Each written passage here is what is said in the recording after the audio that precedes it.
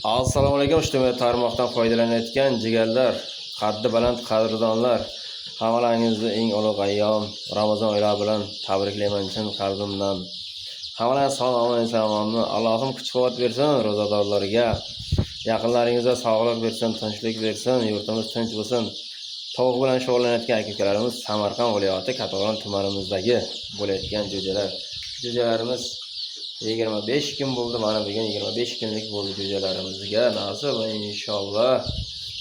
Bu partiyamizdan keyingi partiyalarimiz qora jo'ja bo'ladi, qora tovuqchalar bo'ladi. 2000 ta olib kelamiz degan niyatimiz bor. Andijondan 2000 ta qora jo'ja olib kelamiz.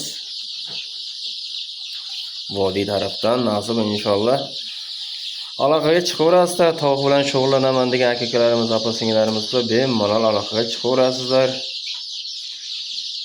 Abishni don yeydi. Ozgina ham kepak namlaymiz. Kepak, sechka, makkay jorma, bug'doy jorma, mana abishni yeydi.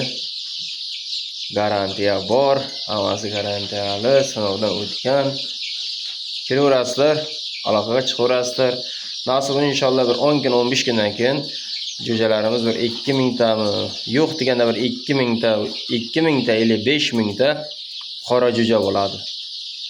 Tuxumga ham, go'shtga ham ketaveradi. O'z YouTube'da ham ko'rgan bo'lsalaringiz kerak, ijtimoiy tarmoqlarda ham ko'rgan bo'lsalaringiz kerak. O'shani Andijondan nasib inshaalloh olib kelamiz. Andijon qora tovuq degan qora jo'jalari bor, Andijon qora degan.